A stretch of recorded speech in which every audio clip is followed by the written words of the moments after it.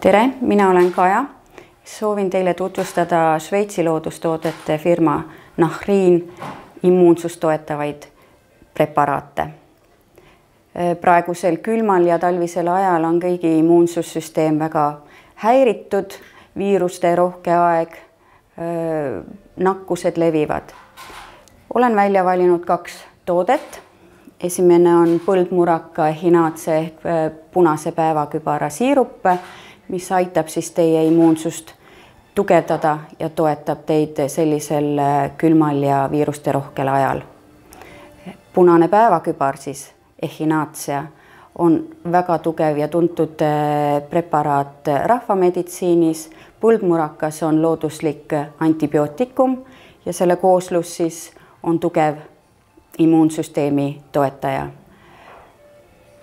Preparaati võetakse 3 korda päevas, 1 suppilusikatäis, alates lastel 2. eluaastast.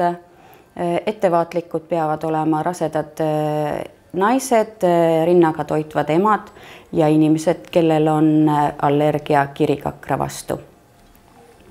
Teine toode on imemise või näritavad tabletid, C-vitamiin, Aceroola on troopiline kirss, mis sisaldab 90% rohkem C-vitamiini kui sidrun.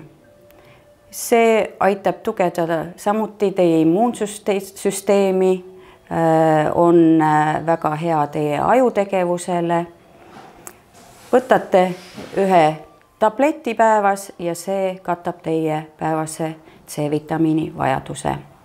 Rohkem informatsiooni leiate meie kodulehelt, tooteid saate osta e-poest või tulete Tallinna kesklinna Roosikrantsi 17. Olge terved!